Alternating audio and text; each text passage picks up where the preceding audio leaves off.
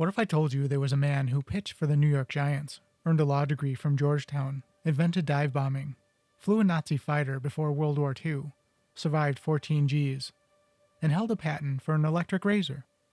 You'd tell me to stop exaggerating. Well, I'm not exaggerating.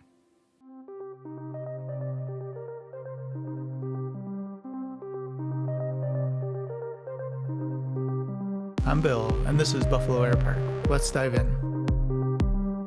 Imagine a Venn diagram.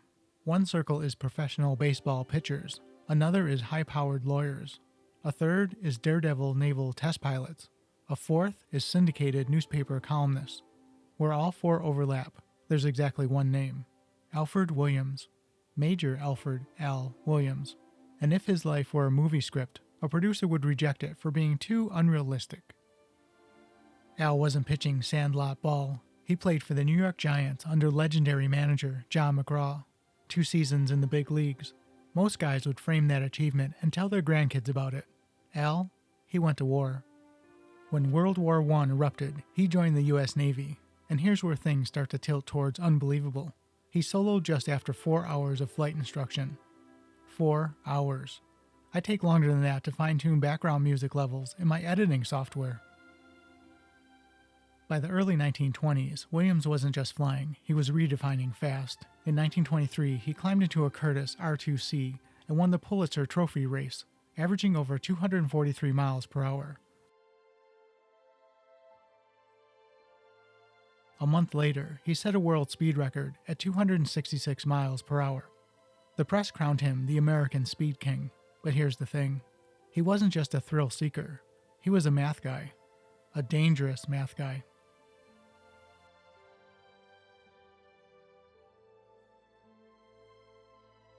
At the time, naval bombing tactics were optimistic. Fly level, drop bomb, hope gravity cooperates. Williams looked at that and thought, this is inefficient. His solution? Point the nose directly at the target in a near vertical dive. The brass warned him.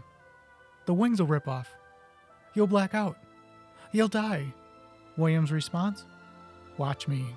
He subjected himself to brutal stress testing. 10, 12, even 14 Gs, proving that dive bombing could work if the airframes were built properly. He became known as the father of dive bombing, and about 20 years later, at a little place called Midway, that tactic turned out to be rather important.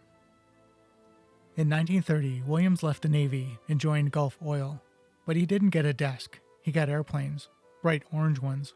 The custom-built Grumman F3F variant, known as the Gulfhawk II. Painted in brilliant international orange with blue trim, it was built to endure the insane G-forces Williams pulled during his aerobatic demonstrations. He even installed special fuel and oil systems that allowed sustained and vertical flight for up to 30 minutes. 30 minutes? Most of us get dizzy bending over to tie our own shoes. Wait, that's just me? Now here's where the story starts sounding like a spy novel. In 1938, Williams toured Europe with his Gulfhawk. In Germany, he met World War I ace Ernest Udet, who was then helping shape the Luftwaffe. They hit it off. They swapped keys. Udet flew the Gulfhawk, and Williams became the first American to fly the brand new Messerschmitt Bf 109. When he landed, he reportedly warned that America was behind.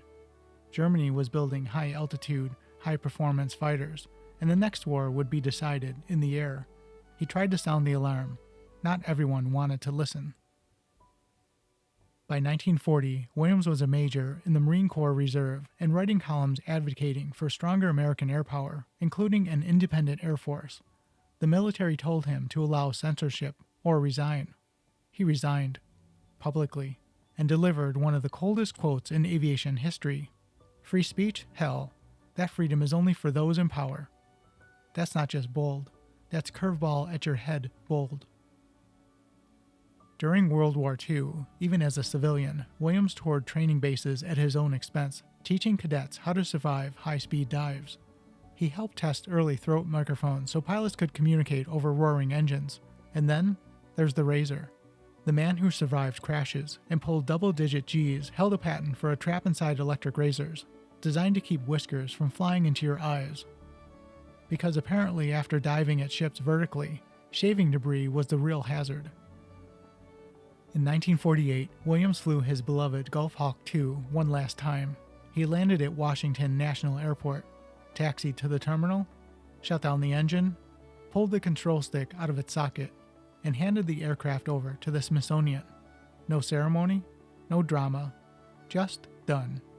He died in 1958, a professional pitcher, a Georgetown lawyer, a speed record holder, a columnist, an inventor, the man who taught the Navy how to aim. Not bad for a kid who apparently refused to pick just one skill tree. And that wraps up another tale from aviation's stranger side. Until next time, keep your eyes on the skies.